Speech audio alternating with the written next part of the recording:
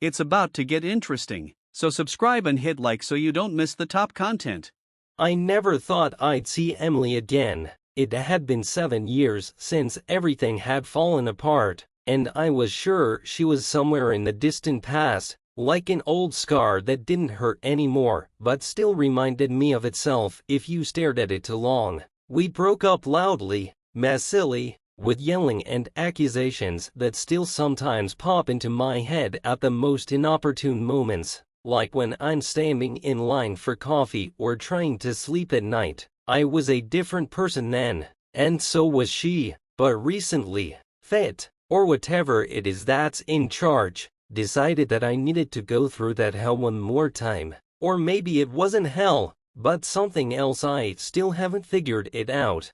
It all started a couple weeks ago. I moved to a new city, Portland, Oregon, to get a fresh start after another failure in my life. A job in IT, a rented apartment overlooking the rainy streets, a couple of friends I'd made in 6 months. Nothing special, just trying to get my life together after 30. That afternoon, I decided to stop by a bookstore nearby, small, cozy, with wooden shelves and the smell of old paper. I'd always enjoyed rummaging through used books, looking for something to distract me from my own thoughts. I was standing by the fiction shelf, leafing through a wrecked copy of Dune, when I heard a familiar laugh, not loud, not theatrical, but quiet, slightly husky, as if someone was trying to hold back but couldn't. The sound hit me like lightning, and I knew it was her before I even turned around. Emily was standing at the register, a few feet away from me, with some kind of book in her hands. She looked almost exactly as I remembered her, but different. Her hair, which used to be long and blonde, was now cut to her shoulders and slightly darker, with soft waves. She was wearing a gray sweater and jeans. Nothing flashy, but something about the way she held herself made me freeze. She didn't notice me right away. She was busy talking to the salesman, and I got a glimpse of her while my heart pounded like it was going to jump out. 7 years ago, I would have said she was the most beautiful girl I'd ever known. And damn it, even now I couldn't deny it. But along with it came back the memory of why it had ended. Emily and I dated for 3 years. We met in college, at some stupid party where I spilled beer on her sneakers, and instead of getting mad, she laughed and told me I owed her a dance. It was the best night of my life, and after that everything else started. After that, dating, long walks, nights where we talked about everything in the world. I thought it was forever. We moved in together after graduation, rented a small apartment in Seattle, made plans, but then something broke. I was too busy working. She was too busy with her dreams of a photography career. We drifted apart without even noticing it, and then I found out about him. His name was Jake. He was a co-worker of hers, some fancy type with a camera and an idiotic smile. She swore it was one night, a mistake, that she'd gotten drunk and didn't realize how it happened. But I didn't care about her excuses. I'd packed my things and left, leaving her crying in the apartment where we had once been happy. Since then, I've tried not to think about her. I'd had other relationships, a couple of brief affairs, but nothing serious. Every time I tried to confide in someone, Emily came to mind, and I realized I couldn't forget her or the pain. I blocked her everywhere, deleted all her photos, threw away everything that reminded me of her, including the stupid mug that said best boyfriend in the world that she'd given me. But here she was, standing in this bookstore, 10 steps away from me, and my whole carefully constructed world began to crumble.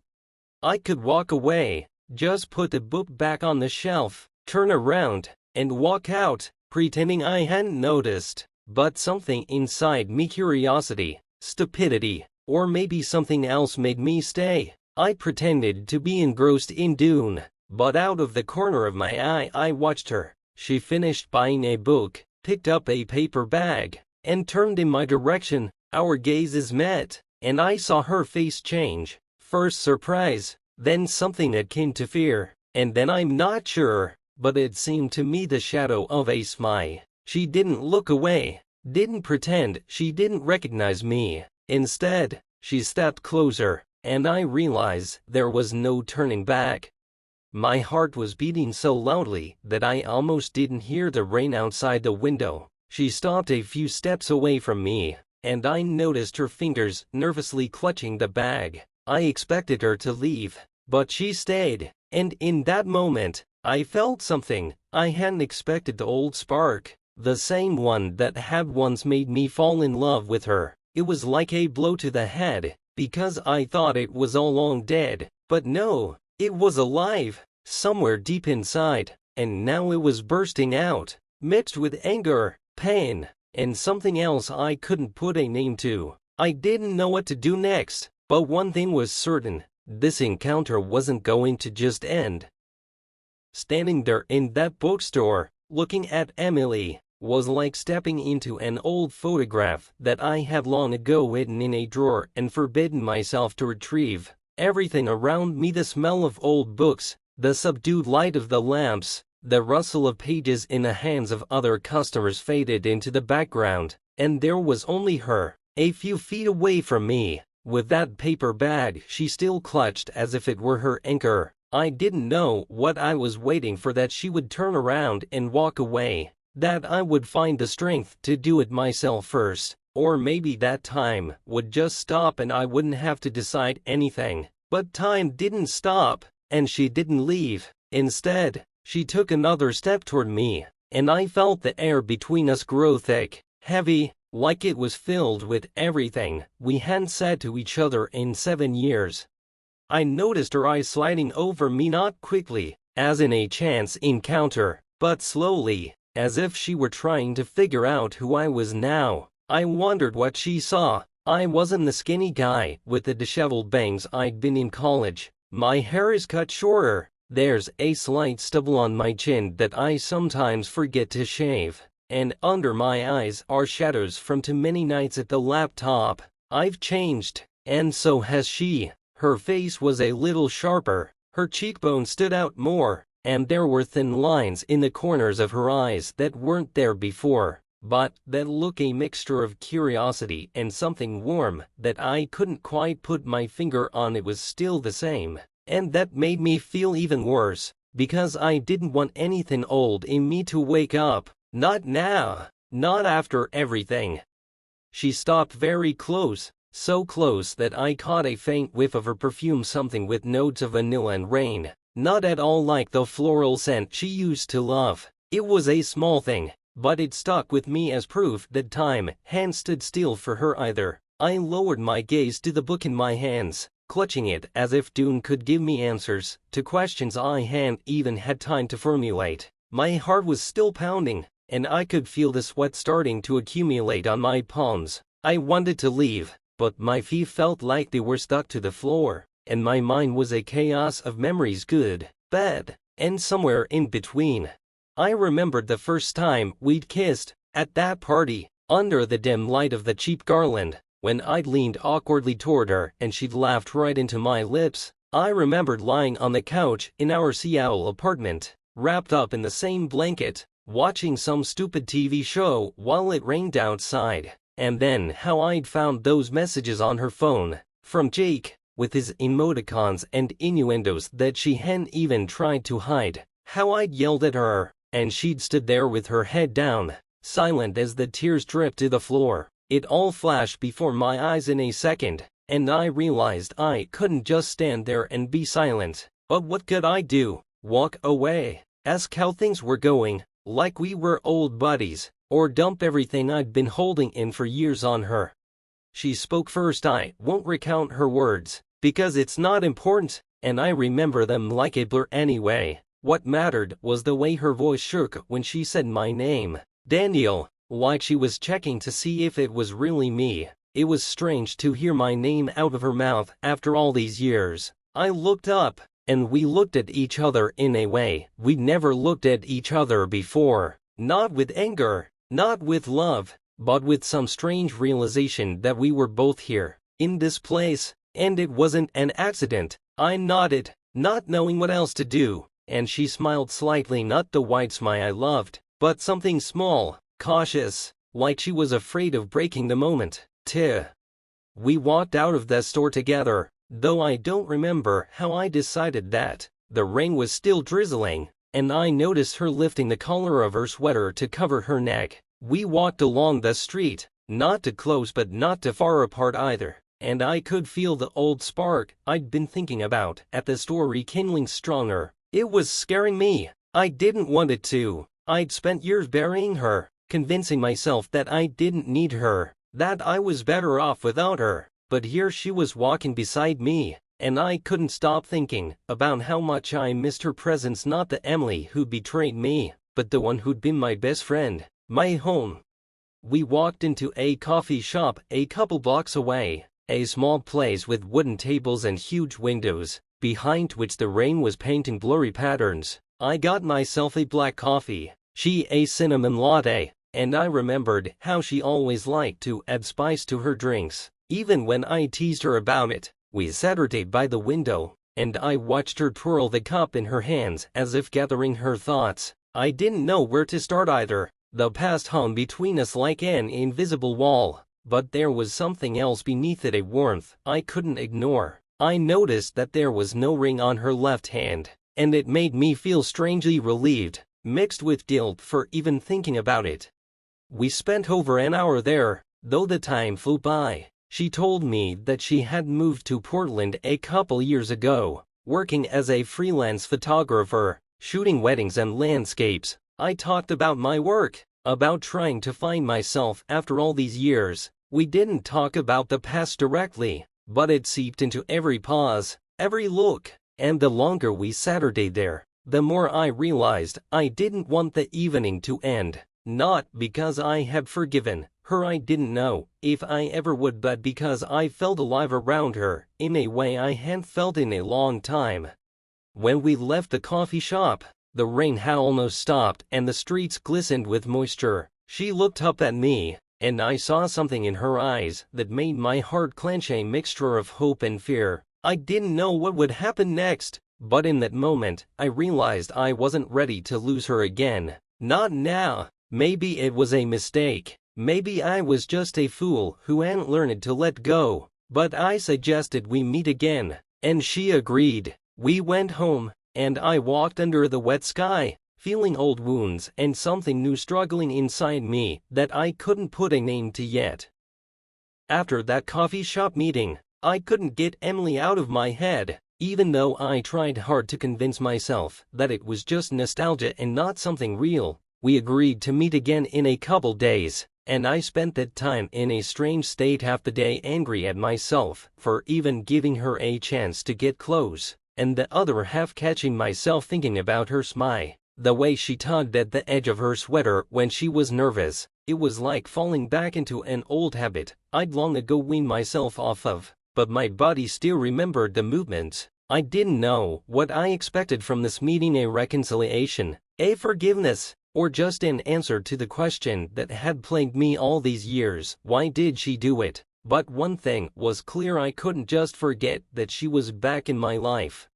We decided to meet in a park on the outskirts of Portland, a place with wide paths, tall pine trees, and a view of the river that flowed somewhere below, hidden by the fog. I arrived a little early, because I didn't want to be late, and stood at the wooden bench, looking at the wet grass and trying to gather my thoughts. It wasn't raining, but the air was cold, soaked with the smell of pine needles and earth, and I shoved my hands into the pockets of my jacket to keep warm. When I saw her in the distance, walking down the path, my heart did that stupid leap again, like I was 23 again instead of 32. She was wearing a dark green coat and a scarf that fluttered slightly in the wind, and she looked like she'd stepped out of one of those pictures she liked to take, natural, real, but with a kind of elusive sadness.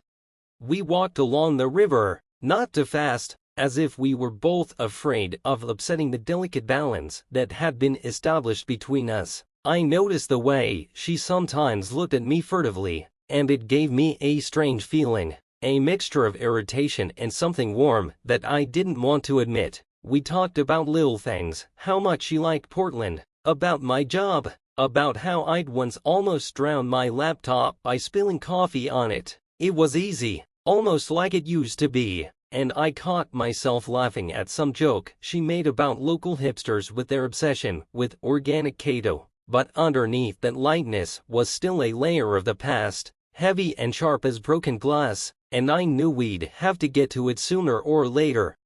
We stopped at the railing, looking at the river below. The water was murky, with gray reflections from the sky, and I stared at it while I gathered my wits. I hadn't planned this in advance, but the words came out. I asked her about Jake, not rudely, not accusingly, but just like it was a normal question. I wanted to know what it was to her, why she'd risked everything we had for one night with some guy I didn't even know. She didn't answer right away. I saw the way her fingers clenched the railing, the way she averted her gaze to the water, and in that moment, I realized she hadn't forgotten either. It wasn't a small thing for her to erase from her memory, as I'd hoped all these years.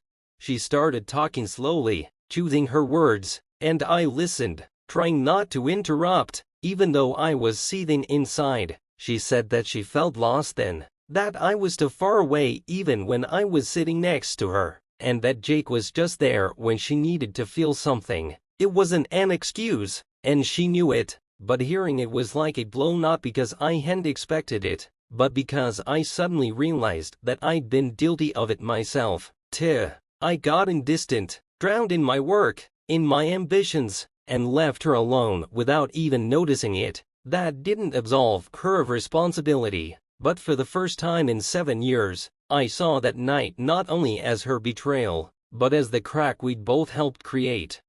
We stood there for a while longer, and I felt the anger I'd been carrying around for so long begin to dissolve, not completely, but enough that I could breathe a little more freely. She looked up at me, and there was something in her eyes that I hadn't seen before, not just regret, but a desire to make things right. I didn't know if that was possible, but in that moment I wanted to believe it was. We walked on, and she suddenly mentioned that she'd recently found an old box of stuff from our apartment in Seattle. Among them was one thing that she said could have changed everything if I had known about it back then. She didn't say what it was, only hinted that it had to do with something I'd once lost, and I felt curiosity stirring inside me, mixed with anxiety. What could it be? A key to something, a letter, or something else she'd been hiding all these years?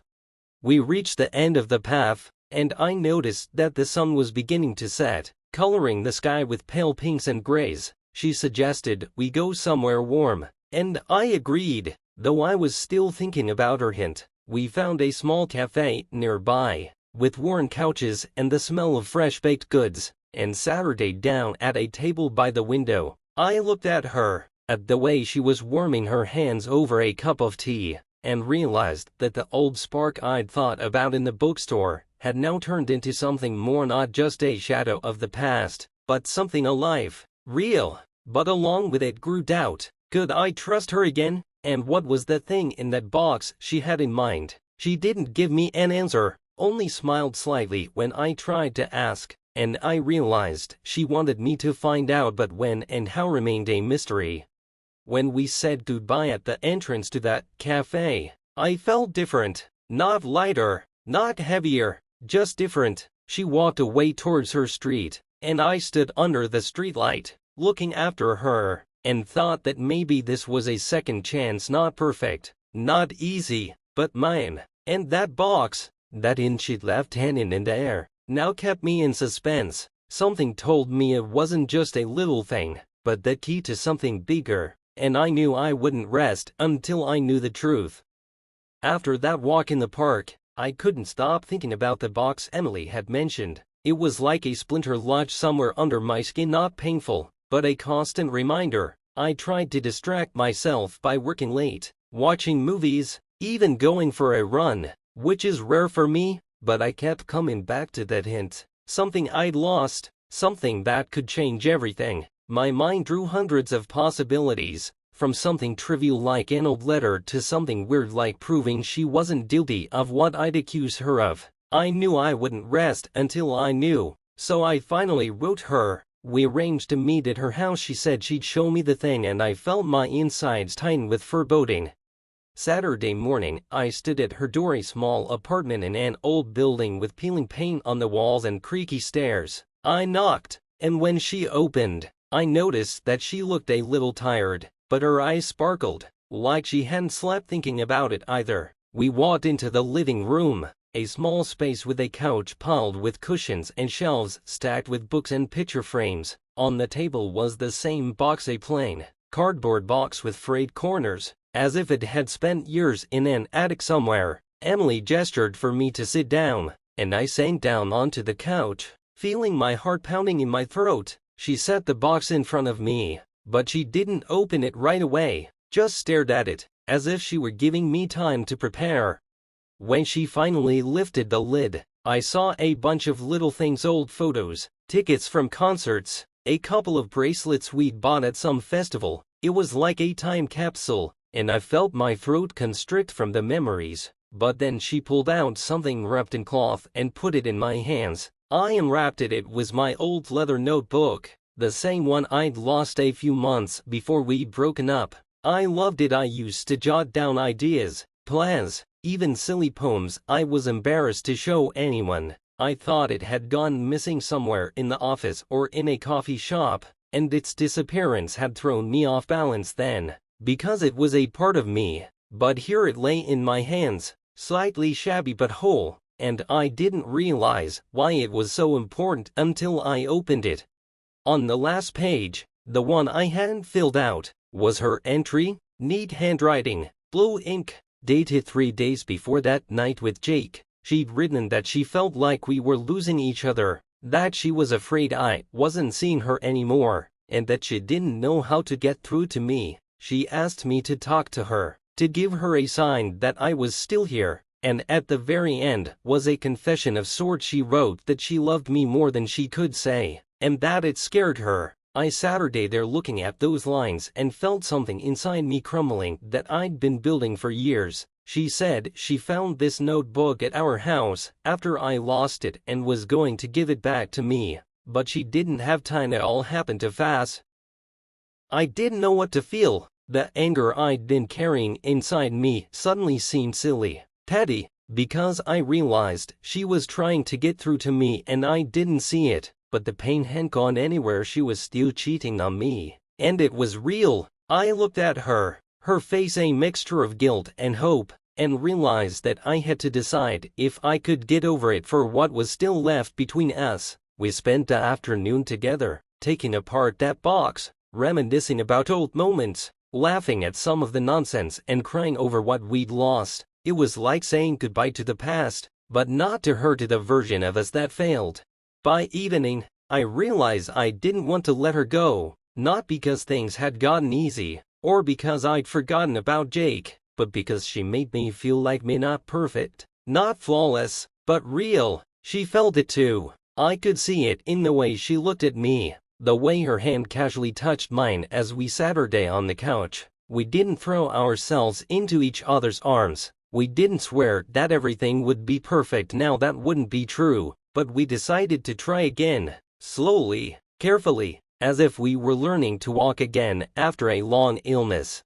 It's been a month since that day. We see each other a couple times a week. Sometimes we go for a walk. Sometimes we just sit at her place or mine, drinking coffee and talking about whatever comes to mind. The past still comes up, and there are times when I doubt it, but then I see her smile, or hear her laugh, and I realize it's worth it. That notebook sits on my desk now, and I sometimes reread her entry, reminding myself that second chances aren't about forgetting, but about building something new on the ruins of the old. We're not perfect, and maybe we never will be, but I'm not afraid of that anymore. Emily is part of my life again, and damn it, I'm glad I didn't leave that bookstore.